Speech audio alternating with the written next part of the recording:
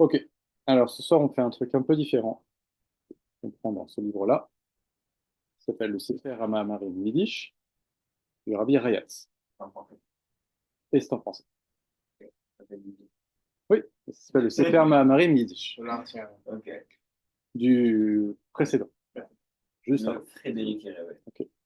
Donc, ce livre, ces Maamarim-là, ils ont la particularité d'avoir été écrits entre 41 et 45, Oh.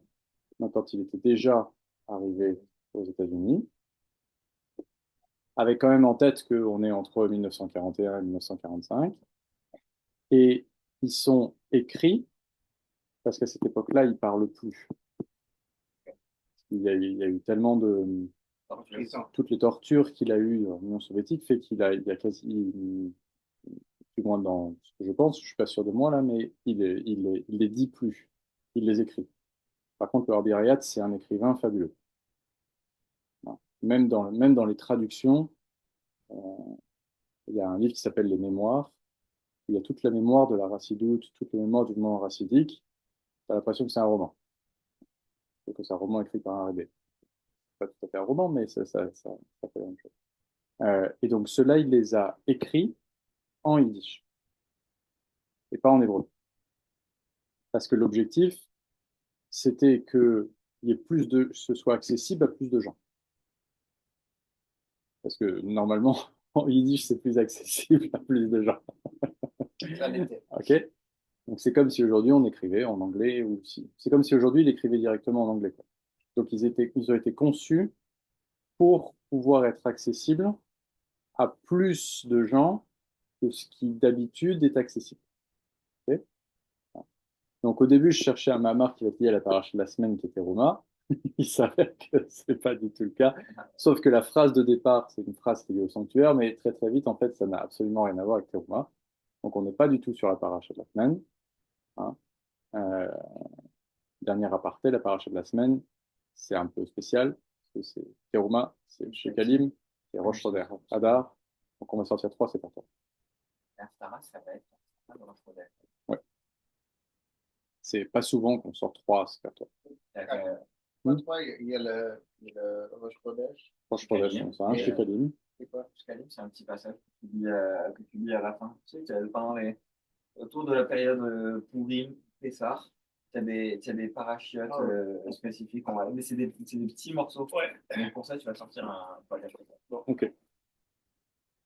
Donc ce soir, on va étudier le 37e discours. Il y a trois chapitres, mais c'est un Mahamar, c'est pas une sirah.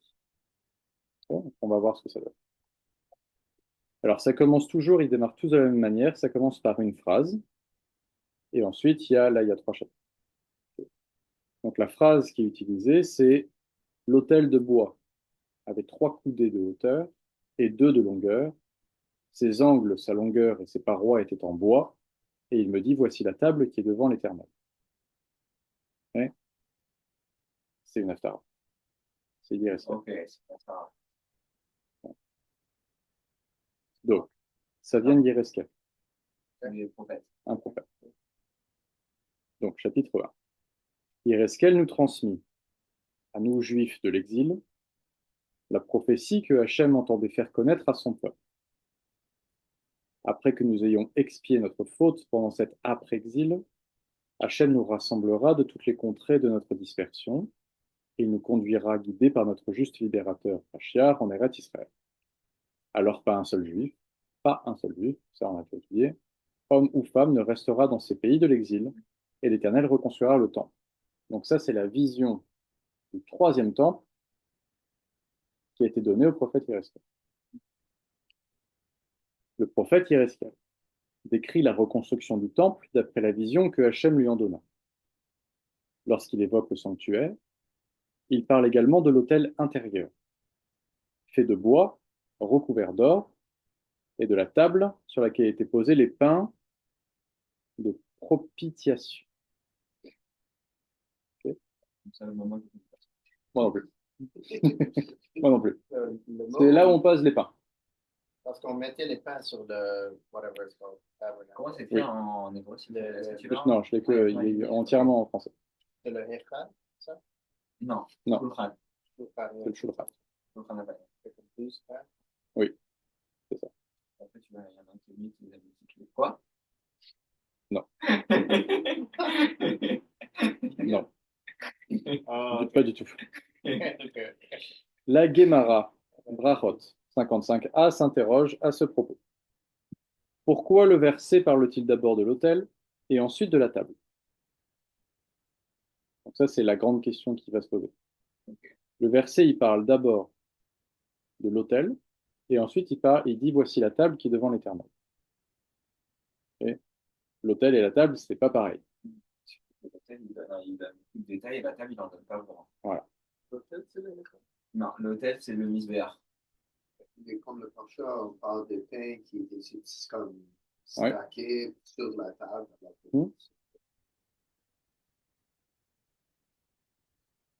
Donc la Gemara pose cette question-là.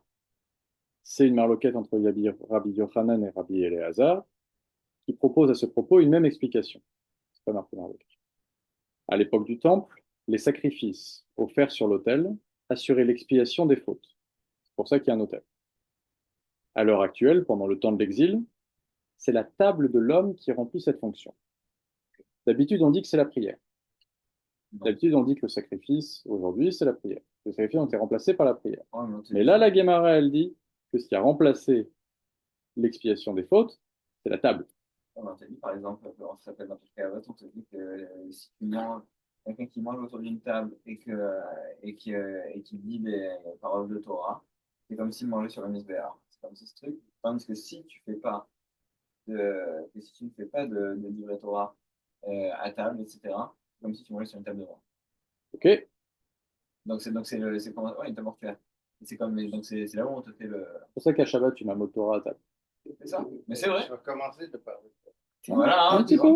Un petit peu. Mais c'est bizarre, un petit peu, c'est bien de commencer. On fait référence au misbéar. Dans ce truc-là, on fait référence au misbéar. Ok. Alors, la table, ça, c'est qu'on mange, c'est qu'on parle sur la table ou c'est qu'on mange aussi? Alors, justement, c'est ça qu'on va voir. Il parle de la table. Il ne parle pas de ce qu'on mange. Il nous faut comprendre le sens de cette comparaison, introduite par Rabbi Yochanan et Rabbi Eliezer, entre la table de l'homme, c'est-à-dire les invités qu'il reçoit, et l'autel extérieur sur lequel étaient offerts les sacrifices animaux, ou bien l'autel intérieur qui se trouvait dans le sanctuaire où était effectué le sacrifice des encens. Okay, le sacrifice intérieur, c'est les kétorettes. Le sacrifice extérieur, c'est les animaux. La table, c'est là où on reçoit des invités. Attends. Mais on te dit, il y a 5 minutes, tu m'as dit que l'hôtel intérieur, c'est pour les corbanes, c'est pour les corbanes d'expiation. C'est ce que tu as dit. Non, il a dit l'autel intérieur. Tu as dit expiation. À un moment, juste un peu plus tôt, tu as dit expiation. Assurer l'expiation des fautes. Donc c'est pour les corbanes, genre khatat. C'est pour les corbanes d'expiation. Non, non. Non, on recommence. Okay. Au début, il parle de l'autel intérieur. Oui. Là, il ne dit pas ce que c'est. Ensuite, dans la Gemara, ils disent que les sacrifices offerts sur l'autel, mais ce n'est pas dit l'autel extérieur, l'autel extérieur. Okay. Assurer l'expiation des fautes. Okay. Okay. Là, on rentre dans le détail. Okay. En disant l'autel extérieur, c'est là qu'il y a les sacrifices animaux, ou l'autel intérieur, où était effectué le sacrifice des encens. Comment comparer la nourriture de l'homme et les offrandes de l'autel? On est un peu loin là. La comparaison n'est pas évidente. La première, c'est-à-dire la nourriture de l'homme, est avant tout matérielle. C'est ce qu'on mange. La seconde a une valeur plutôt spirituelle. Or, la comparaison faite ici porte sur le résultat le plus important qui puisse être obtenu, c'est-à-dire l'expiation de l'homme. Expiation, c'est bon? Ouais. Ainsi, tout comme à l'époque du Temple, les sacrifices apportaient le pardon, la table de l'homme peut avoir le même effet pendant le temps de l'exil. Par ailleurs, nous avons cité les termes de la Gemara selon lesquels Rabbi Yochanan et Rabbi Eliezer disent « La table de l'homme lui apporte le rachat de la faute ». À ce propos, il nous faut comprendre pourquoi il parle de la table et non du repas ou de la nourriture. On ne peut en aucune façon voir là le fait du hasard. On n'est pas en train de parler de ce qu'on mange. On est en train de parler de la table. Comment est-ce que la table peut apporter le pardon? Il est clair que chaque mot utilisé par nos sages délivre un enseignement, au moins de manière allusive, introduit une notion plus profonde, une idée divine. Ça, avec le rabbi, on l'a à chaque fois, mais le rabbi Reitz, bien sûr, le rabbi Reitz, il le faisait déjà, et les précédents aussi. Chaque mot de la Torah est un mot de vérité. Donc, dans chaque mot, il y a plusieurs significations, mais chaque mot est posé là pour une bonne raison. Et quand un sage dit un mot, il n'en dit pas un autre. C'est pour ça que dans Rashi, on passe tant de temps à comprendre pourquoi Rashi a dit ce mot-là et pas ce mot-là, et celui-là dans ce sens-là ou dans un autre sens, c'est toujours pareil. Enfin, c'est toujours pareil dans le sens de l'approche. Cet enseignement constitue la partie cachée de la Torah, l'âme de chacun de ces passages, de chacune de ces affirmations. Tout comme le corps physique reçoit la vie de l'âme qui l'habite, la Torah possède également un corps et une âme. Son aspect législatif, donc les lois, c'est son corps, qui tire sa vitalité de son enseignement profond, c'est-à-dire de son âme. Les lois, c'est le corps, la racine, c'est l'âme.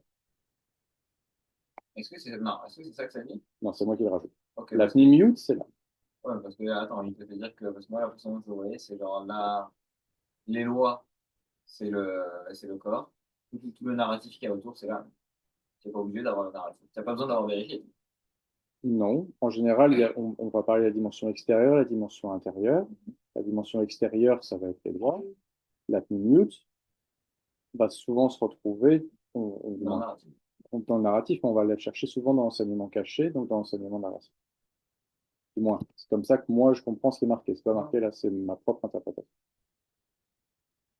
Il en est ainsi pour chaque halara, pour chaque commentaire, en particulier pour la Haggadah, c'est ça, à propos de laquelle nos sages disent que son pshat, c'est-à-dire le niveau le sens littéral du texte, est intrinsèquement un remez.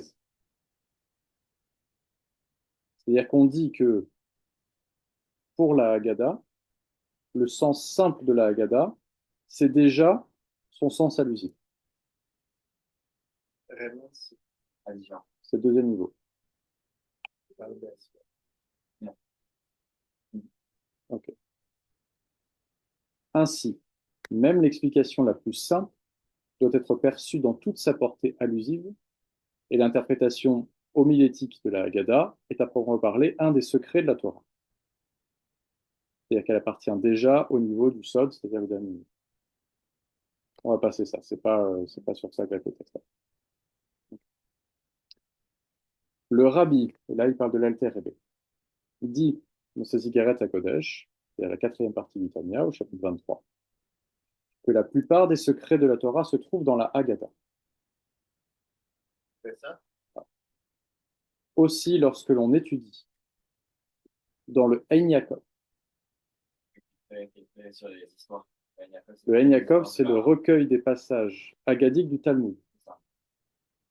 C'est toutes les histoires de. Okay. Toutes les histoires de Ouais, et traditionnellement, dans les communautés chassidiques d'Europe, on étudiait le Ein Yaakov entre Minra et Arbi. Okay. Et on dit que dans le Ein Yaakov se trouvent tous les secrets de la Torah. Donc, lorsqu'on étudie dans le Ein Yaakov en présence de 10 juifs, donc on rajoute le mérite de l'étude publique, c'est un minyan, on peut en tirer le pardon de ses fautes. Par ailleurs, la Gemara, Brachot 54b, parle de celui qui passe longtemps à table et non celui qui prolonge son repas. Donc, il passe du temps à table, mais ça ne veut pas dire qu'il mange. Ou celui qui mange longtemps. C'est pas de ça dont on parle non plus. Le choix de ce terme est donc particulièrement précis. Donc tout ça, c'était pour mettre la tête. L'explication est donc la suivante. Les sacrifices, aliments de l'autel, ont une importance intrinsèque. Ainsi, il est dit que toute la graisse, c'est-à-dire ce qui est le plus gras, le plus riche du sacrifice, sera pour l'Éternel. Le sacrifice doit être l'animal le meilleur et le plus gras. Lorsqu'il s'agit du repas de l'homme, en revanche, seule sa longueur importe, mais non la nourriture elle-même. Ainsi, il ne s'agit en aucune façon d'en rechercher le plaisir. Manger est avant tout le moyen de conserver la vie et la force physique. Nos sages disent, telle est la voie de la Torah, tu mangeras du pain et du sel. Il n'est donc pas question de chercher du plaisir dans la nourriture. À part à Shabbat, on n'est pas censé kiffer ce qu'on mange. À part à Shabbat. Ouais, mais attends, je suis désolé. Si tu fais un khatal, ça va tomber en retard. Mais si tu manges et que tu n'es pas vraiment, genre, tu peux pas être rassasié sur quelque chose en mangeant du pain et du sel. Bon, ça dépend. Puis là, on ne dit pas qu'on doit manger que du pain et du sel en génération. Mais par contre, on n'est pas censé kiffer ce qu'on mange. Pas complètement. Ça ne veut pas dire que tout le monde y arrive. Ça ne veut pas dire que moi inclus. Trop aimer. Ouais. Donc, tu manges pour te donner l'énergie qui te permet de faire Torah et Mitzvot. Je vais encore plus envie de Torah et Mitzvot quand j'ai un bon repas. Ah, d'accord. Mais tu n'es pas censé donner tout à ton âme animale en disant génial, j'adore. Il faut élever mon âme. Oui, mais ça l'élève pas. Ça fait l'inverse. Ok? Attention, je ne suis pas en train de dire que vous devez arrêter de manger ou qu'il faut d'un coup dire je mange que des trucs que j'aime pas pour le plaisir. C'est pas ça qu'on dit. Je Ok? comprends maintenant la cuisine Ouais. ashkénaze. Je vais arrêter l'enregistrement et on va recommencer. La Torah n'enseigne pas uniquement ce qui est permis, ce qui est interdit. Elle indique également comment un juif doit manger. Okay? C'est pas seulement la cache-route qu'on regarde, c'est aussi la manière dont on mange.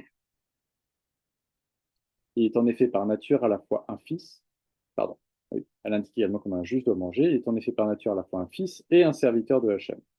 Ça, on les a déjà regardés. Okay? Le fils, ça donne la proximité avec Hachem. Le serviteur, c'est la soumission. La soumission. Okay? Fin du premier chapitre. Ok. On a juste posé la table. Oui. Okay? C'est bon jusque-là? Donc, résumé du premier chapitre. La prophétie divine explique ce que sera le temple quand Mashiach viendra. Un même verset parle de l'autel des encens et de la table intérieure. La Guémara explique à ce propos que si l'autel apportait l'expiation à l'époque du temple, pardon, la table de l'homme remplit cette même fonction pendant la période de l'exil. Or, comment comparer la table de l'homme à l'autel? Et que signifie la table de l'homme? Pourquoi parler de la table plutôt que du repas ou de la nourriture? Le pshat de la Gada étant souvent un remez, la Torah indique de quelle façon il convient de manger. C'est bon? Ok, on continue. Chapitre 2, il y en a 3. Avant de manger, on doit se laver les mains. Or, il y a deux façons de le faire. La première façon de se laver les mains est celle du matin, lorsqu'on se lève. La seconde précède le repas quand on mange du pain. Dans les deux cas, la façon de laver les mains reste identique. C'est-à-dire que l'eau doit être propre à la consommation, ne doit pas avoir déjà servi à d'autres usages. La même bénédiction est récitée dans les deux situations. L'eau doit recouvrir la main de manière similaire. Okay, donc là, on fait un peu de halakha sur le Netilat Yadayim. C'est la même racha. C'est quoi les deux cas? Alors, il va l'expliquer un petit peu, mais on va le rentrer quand même. Le matin, quand tu te lèves, tu te laves les mains et tu fais un Netilat Yadayim. Et tu le fais d'une certaine manière. Et quand tu fais un motzi, tu te laves les mains aussi et tu fais la même racha. Mais d'une autre manière. Mais d'une autre manière. La manière dont tu te laves les mains. Par contre, dans les deux cas, l'eau qui est utilisée doit être propre. Tu ne peux pas utiliser une eau qui a déjà été utilisée. Même si quelqu'un a rempli le cup avec de l'eau et ils n'ont pas utilisé toute l'eau dans le cup, alors besoin-tu de verser l'eau et remplir avec de nouveau ou encore l'utiliser? Là, la question qui est posée, c'est tu ne peux pas, par exemple, utiliser de l'eau, tu as fait la vaisselle, Ouais. et tu prends cette eau-là pour te laver les mains. Ouais. Ça, tu ne peux pas. Ou quelqu'un s'est déjà lavé les mains avec l'eau Ouais. tu la récupères, tu utilises la même. Ok. Ça, tu peux pas. C'est ça. Ok. Et même la manière dont le, l'eau, c'est que il faut que l'eau, elle touche normalement, pardon, comme ça, il faut que l'eau, elle touche jusqu'au poignet. C'est-à-dire que quand tu verses, normalement tu verses, il faut que ça touche toute ta main jusqu'au poignet. Et quand tu le verses l'eau, est-ce que tu le verses sur en avant de ta main et puis tu le changes de l'arrière ou Il y a des gens, il y a plein de gens qui qui font font des différemment. ok. Hein. Moi, je mets la main droite. Ouais. Je verse comme ça et ensuite je tourne. Pour assurer que tout ouais. Voilà. Et au Canada, je mets de la crème parce que après, Oui. j'ai mes mains qui explosent toute la journée. T'as raison. Voilà. Mais ça, c'est pas de Non, non. je fais C'est un avec truc à je suis avec côté. toi là-dessus. Voilà.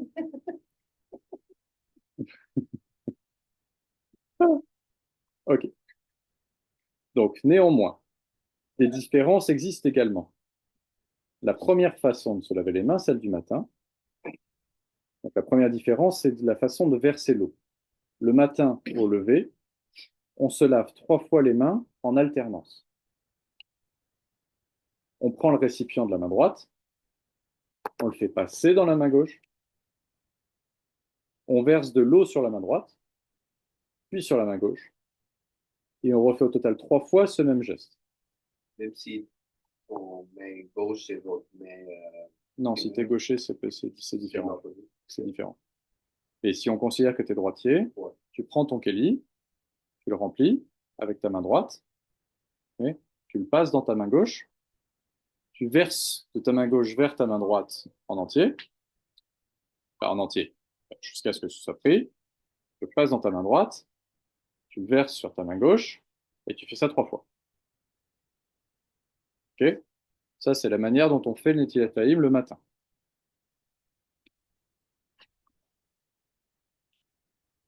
Avant le repas, on lave aussi 3 fois à chaque main, mais sans alternance. On prend alors le récipient dans la main droite, on le passe dans la main gauche, on lave la main droite 3 fois de suite, puis 3 fois la gauche. Donc, quand on fait à moitié, c'est pareil. On prend de la main droite, on remplit l'eau, on le passe dans la main gauche, et on fait 3 fois sur la main droite, puis on le passe de la main droite, de la main gauche à la main droite, et on fait pareil sur la main gauche. Si c'est votre main droite, elle est C'est gaucher. non, mon frère. Il y a un bidet. Il y a une explication sur quand tu es gaucher, Ok. ce qui change et ce qui ne change pas. Ok. Il y a certaines choses qui changent, il y a des choses qui ne changent pas. Les téfilines, c'est de Oui, l'autre je côté. comprends, oui. Hein. Les chaussures, c'est de l'autre côté. Mais il y a des choses qui ne changent pas. Et moi, je ne le sais pas, mais mon fils, il le sait parce qu'il est. Oh. Pendant que les mains, encore mouillées, pardon, tant que les mains sont encore mouillées, l'une est frottée contre l'autre. Enfin, on lève les 2 mains et on dit la bénédiction. Et donc, si on finit le geste, et on fait 3 fois, 3 fois. En général, les mains, elles sont encore mouillées, on ne les sèche pas. Hop, on fait la bracha avec les mains mouillées. Et quand on finit la bracha, on lève les mains. Ah, quand on finit la bracha, Ouais. En général, tu l'as fait, ou quand tu fais sur avant. Al-Netilat. Quand tu Les fais mains, avant, elles montent sur Al-Netilat. A priori, si je me souviens bien. Ok. Et après, tu prends le serviette. Et après, tu sèches. Ok. Je pensais que Et c'était quand tu fais pendant Amotzi, qu'il et quand tu chasse. fais Amotzi, tu penses à te taire. Ah, You think about shutting your mouth. Hein, pourquoi? Tu n'es pas censé parler Ouais. entre la bracha et le fait d'aller jusqu'à Amotzi. Ok. Donc, alors, si tu parles, tu retournes te laver les mains. C'est ça la base. Sans la bracha.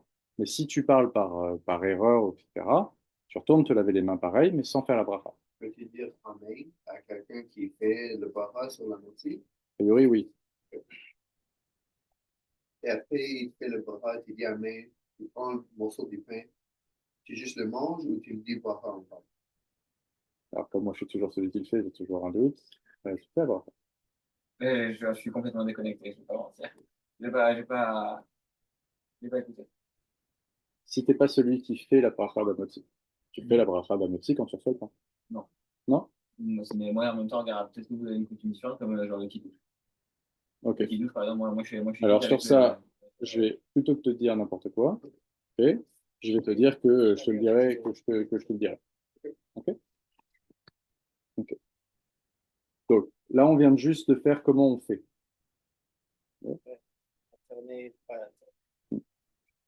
Il nous faut définir le sens du lavage des mains, le matin au lever, lorsqu'on quitte un endroit impur ou avant le repas. Pourquoi, dans ce dernier cas seulement, c'est-à-dire dans le repas, le lavage est-il dans l'ordre? Pourquoi le récipient est-il toujours pris dans la main droite? Pourquoi laver systématiquement la main droite avant la gauche? Par ailleurs, ce lavage s'appelle en hébreu netila, ce qui signifie prise. Pourquoi ne pas tout simplement parler de lavage ou de rinçage? Terme en apparence beaucoup plus approprié. En effet, le mot netila a d'autres usages par ailleurs, il n'est pas spécifique au lavage de mains. Netila signifie de façon générale prendre ou élever. En araméen, ce terme est de la même racine que le terme désignant le récipient dont il est fait usage pour ce lavage. C'est la même racine que keli en araméen. Or, ces trois mots, prise, élévation et récipient, ne décrivent qu'imprécisément l'action de se laver les mains. Parler de lavage ou de rinçage eût été beaucoup plus précis. C'est pourtant bien ce terme de netila qui figure dans le texte de la bénédiction. Il faut en déduire que le but de cette action n'est pas uniquement de laver ou de rincer, mais aussi de prendre et d'élever. De plus, ce lavage doit être réalisé au moyen d'un ustensile non ébréché, hein, Broken. ouais, Not broken, but you know, like when they're missing Bristle? a piece. Yeah, let's go with bristle. ouais. Bristle, c'est une brosse. C'est ça. Hein? Bristle, it's a brush. I'm thinking of like. Non, c'est comme un. Non, ébréché, c'est quand il est un petit peu cassé. Ouais. C'est par exemple, genre, t'as un petit morceau de mange. Ouais. Voilà, blemished, exactly. Voilà. Et l'ustensile doit être creux. Ébréché. Ébréché. Et l'ustensile doit être creux, duquel l'eau se déverse par la force de l'homme, par l'intervention d'un être doué de discernement. Et donc on vient de rajouter un paquet de choses là pour terminer le chapitre, que le lavage doit être réalisé au moyen d'un kéli, qui ne peut pas être ébréché, qui doit être creux. Il faut que l'eau, elle se déverse sur les mains par la force de l'homme. Tu ne peux pas le faire par un robinet. Ouais. Okay. Il faut que ce soit la force de l'homme qui le fasse. L'homme qu'on considère être un être doué de discernement. C'est ça. Sur ce sur quoi on ne va pas laisser David discuter, du moins pendant cette conversation. Non, exactement. Parce que sinon, on ne sait pas où on va partir. Qu'est-ce que ça veut dire, genre, Donc, on ne va pas se laisser y aller. On ne va pas se laisser y aller. Moi, j'en connais beaucoup. Ok, j'ai dit qu'on n'y allait pas. Voilà. J'ai essayé d'anticiper, j'ai quand même pas réussi. Mais un homme de discernement, on parle toujours de soi parce que c'est moi, c'est moi qui lave mes propres mains. C'est pas quelqu'un d'autre qui va verser. Non, c'est toi.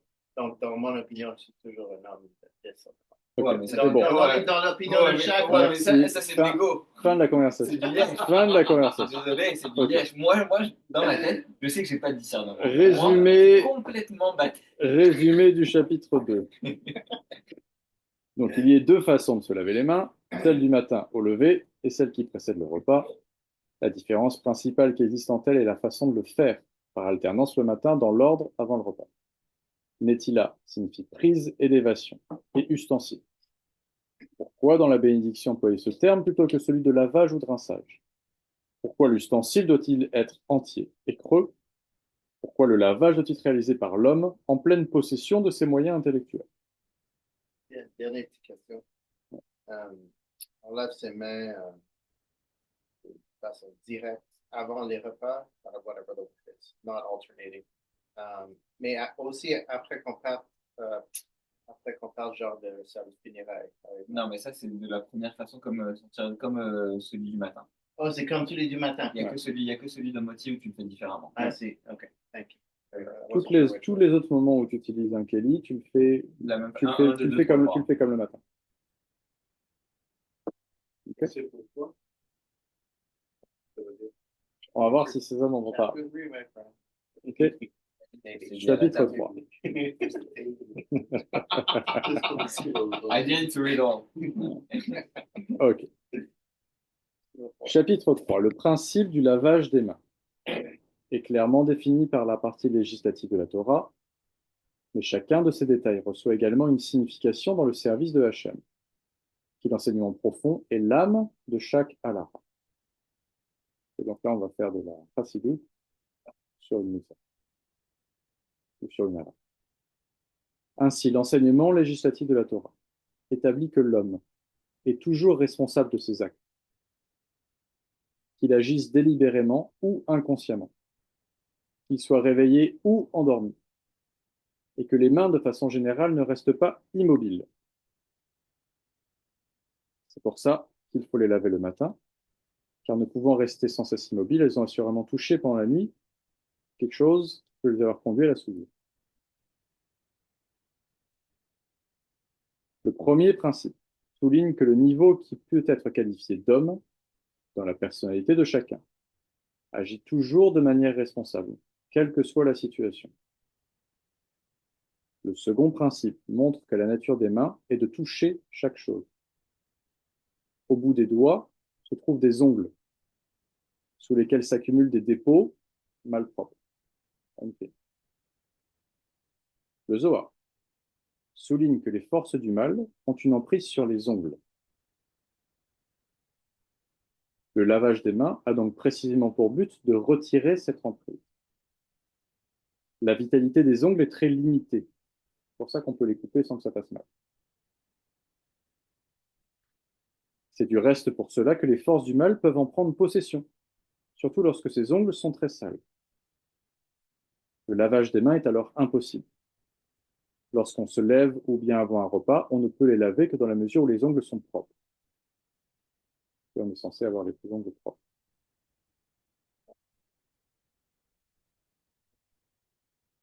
On peut donner de tout cela l'explication suivante. Les mains font allusion aux sentiments, qui possèdent des ongles, c'est-à-dire la partie sur laquelle les forces du mal ont une emprise.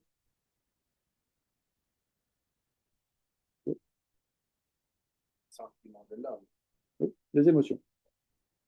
Les émotions, elles peuvent être positives, mais les forces du mal, elles peuvent avoir une emprise sur tes émotions. Elle peut avoir aussi une emprise sur ton intellect. Donc, tu vis ça à l'émotion. En effet, une différence existe entre l'intellect et les sentiments. Le premier a une démarche logique, procède par étapes successives. L'intellect a une démarche logique. Les secondes, c'est-à-dire les sentiments, sont directes, extrêmes. Une émotion, qu'elle relève de l'amour ou de la crainte, est toujours brutale, passionnée. Laver les mains consiste à verser de l'eau sur elles, c'est-à-dire à introduire l'intellect dans les sentiments. Ça, on trouve dans Michelet 18.4, par exemple, afin de purifier les sentiments, de leur retirer leur caractère agressif et enflammé, et en un mot, de les maîtriser.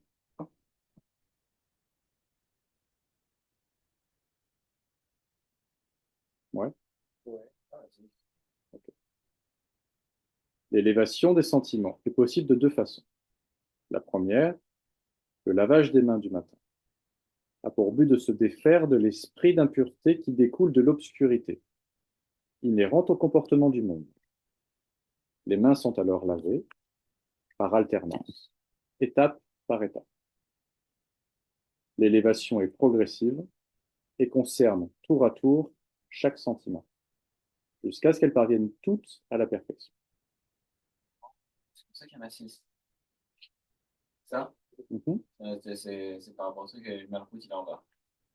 La seconde façon de se laver les mains, C'est quoi la rapport avec 6?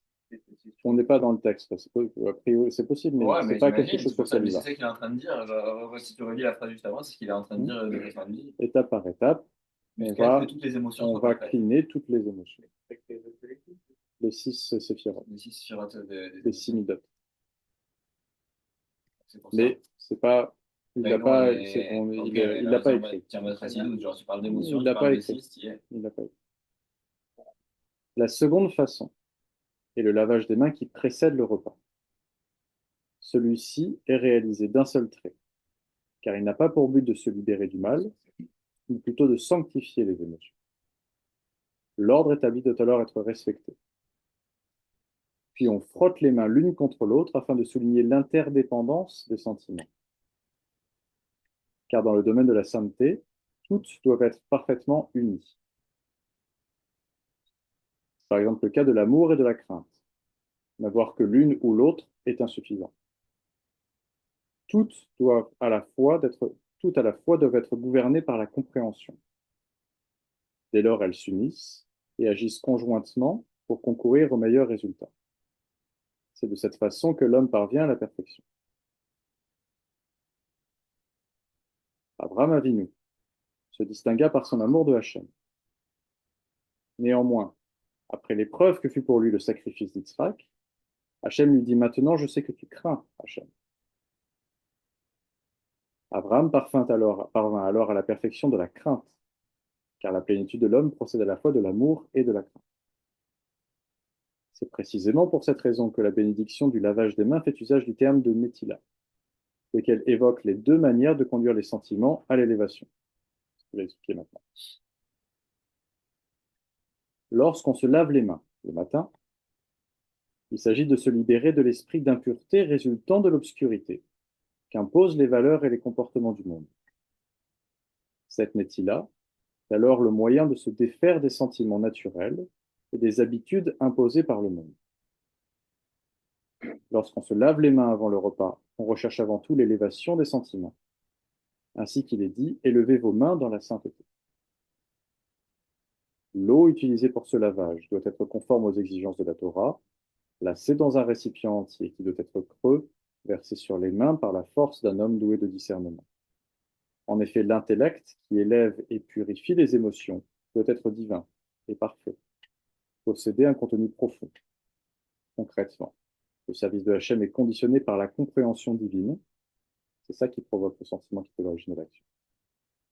En conséquence, le lavage qui conduit à la pureté et celui qui donne l'élévation doivent être l'un comme l'autre réalisés par la force de l'homme, c'est-à-dire avec toute la détermination que confère la compréhension divine. Bien plus, celle-ci doit émaner de date, on va regarder après, ça s'effira du discernement, la troisième force de l'intellect, la plus parfaite. C'est pour cela que la table de l'homme a pris à l'heure actuelle la place qu'occupait l'autel à l'époque du temple. La table fait ici allusion à la perfection de l'intellect, qui peut conditionner les sentiments et apporter le rachat de la faute. Moi, genre, je suis désolé, mais j'ai débranché il y a genre. C'est ok, on va le reprendre. 4 ou 5 phrases.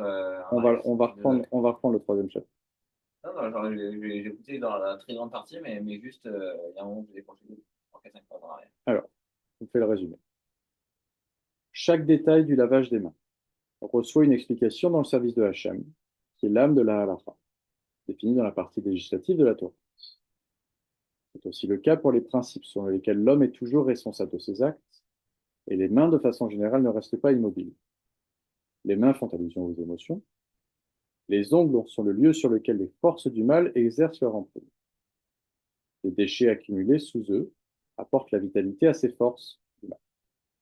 Le lavage des mains du matin a pour but de se libérer de l'esprit d'impureté découlant des comportements du monde. Le premier est effectué par alternance, le second par contre est exécuté dans l'ordre, car la sanctification est progressive. L'eau fait allusion à l'intellect divin, provenant de la force intellectuelle de date. C'est pour cette raison qu'il est ici fait allusion à la table de l'homme. Okay. Alors, on va reprendre un peu. Est-ce que ça continue un peu? Non, c'est fini. Ok, bah, on va essayer de... C'est fini. Maintenant, on va essayer de comprendre. Okay. Alors, où est-ce que vous êtes bloqué? Moi, genre, il y a un moment où j'ai juste décroché. C'est même pas que j'ai pas compris, c'est juste que je n'ai même pas écouté. Ok. Donc, il fait une comparaison. Enfin, pas une comparaison d'ailleurs, mais il dit les mains. Pourquoi est-ce qu'on se lave les mains le matin? Pour enlever l'esprit d'impureté qu'on a récupéré pendant la nuit. Ok, ça c'est déjà dans le Shulchan Aruch, ça c'est dans la loi. Déjà. La nuit. déjà. Si tes ongles sont, if you have dirt under your nails et que tu laves tes mains le matin, ça n'enlève pas le. Non, non, les ce que tu laves. peux, non, tu peux avoir, on te dit pas qu'il faut que tu t'enlèves tout le noir sous les ongles, mais par contre, t'es pas censé aller te laver les mains avec tes mains qui sont complètement noires sous tes ongles. Tu es censé t'en occuper avant. Tu peux nettoyer les ongles avant. Ouais. Ok. Et là, ce qu'on dit, c'est que la nuit, il y a une impureté qui rentre quand on dort. Ok. Donc, on se lave les mains pour enlever ça. Ok. Et on essaie de le faire dès qu'on se lève, parce qu'on essaie de pas toucher notamment notre visage avec cette impureté-là, parce que sinon, on va venir poser l'impureté sur notre visage. Ok. Là, ce qu'il dit, bon, la manière dont je le comprends, c'est que les mains, il y a des ongles sur les mains, et que les mains, elles représentent les sentiments, les émotions. Okay. Dans la Racidoute, on fait toujours la distinction entre l'intellect, le morin, Chabad, hein, Chorma, Bina, Dat, et les midot, qui vont être Chesed, Gevura, Tiferet, Netzar, Od, Yesod, et Malchut. Malchut est inclus. Malchut, ça dépend. Mais on fait toujours la distinction entre l'intellect et les émotions. Et ce qu'on cherche toujours à dire, c'est que c'est l'intellect qui va dominer le cœur. Parce qu'on va réfléchir sur des concepts divins, on va allumer quelque chose dans l'intellect qui va descendre dans le cœur. Donc les émotions vont se rectifier pour aller vers le service de Hachem, et l'action va devenir une action dans le service de Hachem. Tout ça parce que c'est l'âme divine qui fait passer tout ça. Et donc tout Chabad, c'est comme ça. C'est pour ça qu'on étudie, c'est pour ça que le Baal Shem Tov et ensuite l'Alter Rebbe et tous les Rebbeim ont commencé à révéler l'aspect intérieur de la Torah. C'est pour pouvoir ouvrir tout ça et qu'on puisse faire ces choses-là comme de cette manière-là. Et donc c'est comme une approche qui est très intellectuelle. Ça passe d'abord par l'intellect avant de descendre dans les émotions. Ça, c'est Chabad. Il y a d'autres approches qui ne passent pas comme ça. Okay. Mais Chabad fonctionne comme ça. Ok. Donc quand tu te laves les mains, c'est ça que tu es en train de faire. Quand tu te laves les mains le matin par alternance, tu es en train, quand tu passes l'eau sur chacune de tes mains, à droite, à gauche, à droite, à gauche, à droite, à gauche, tu es en train de te dire, je suis en train d'enlever pas seulement l'impureté de la nuit, mais toutes les habitudes du monde. Je suis en train de me rappeler que je suis juif et que je sers Hachem.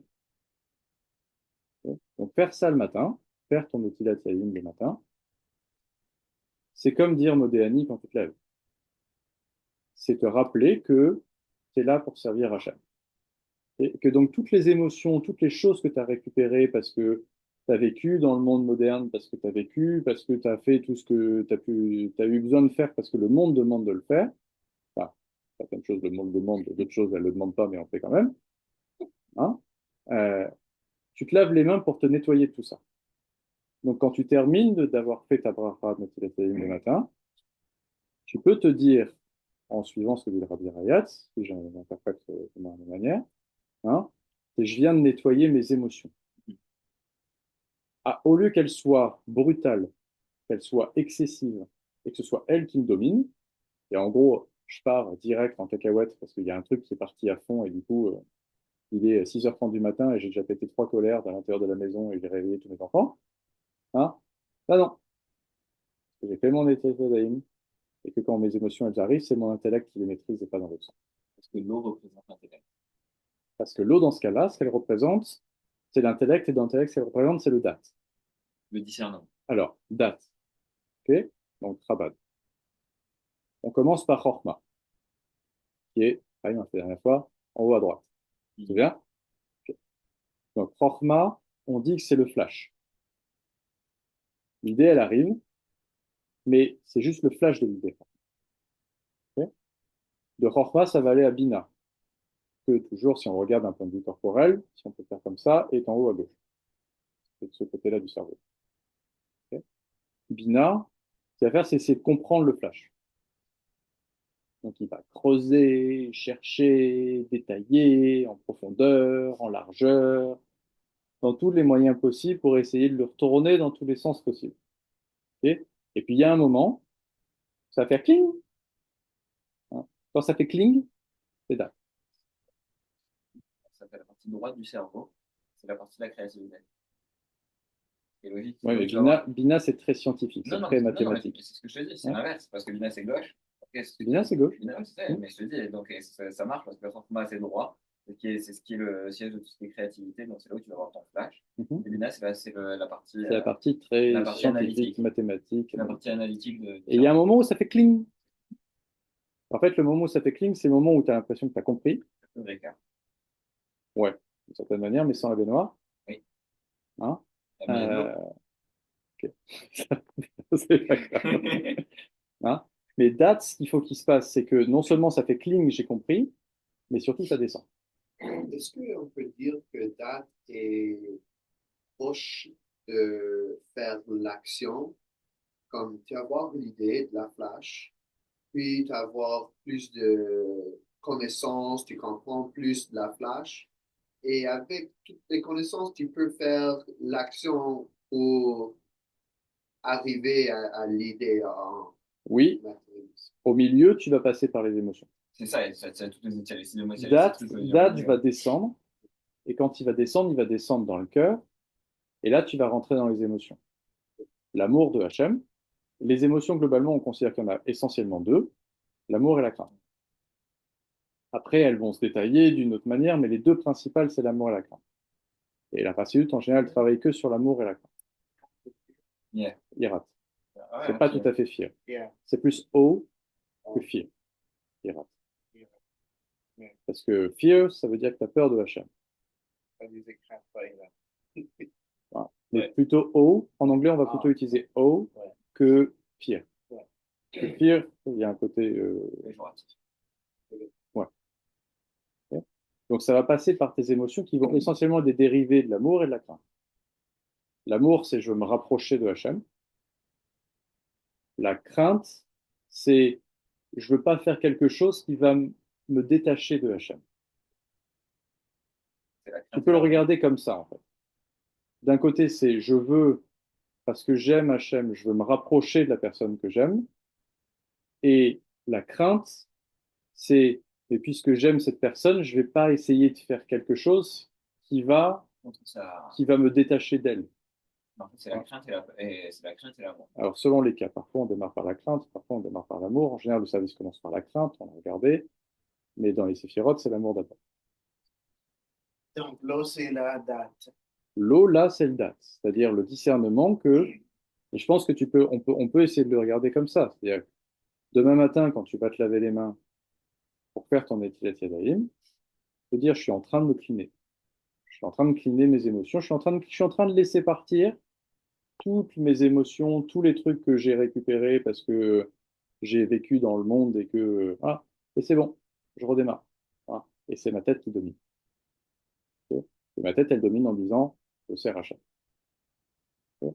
Ça, c'est celui du matin. C'est pour ça qu'il fait un homme de discernement.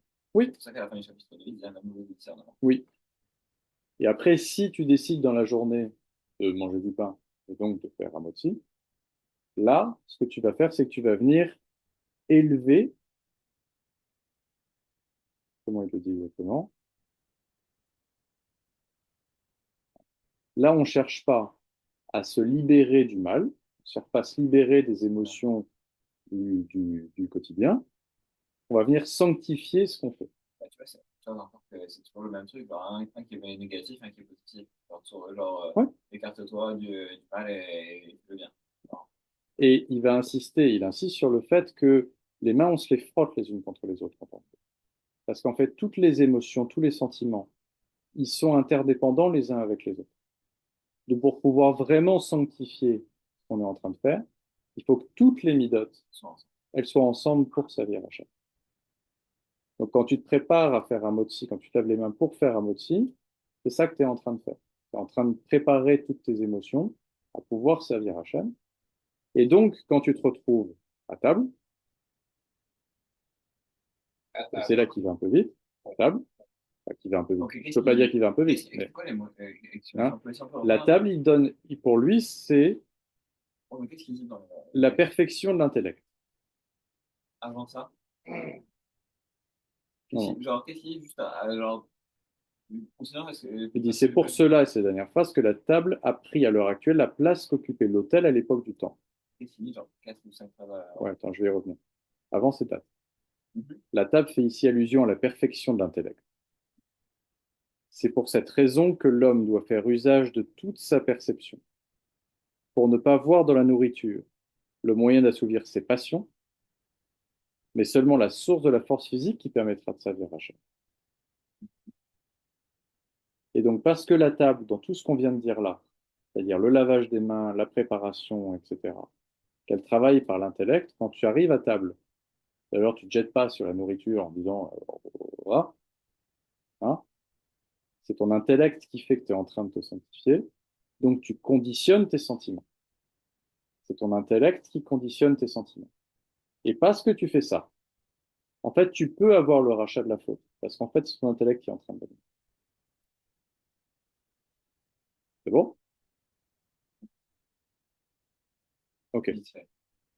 Donc, quel rapport entre le rachat de la faute et le fait que maintenant je suis maître des émotions et que je me sanctifie. Alors là, il va pas plus loin que ça.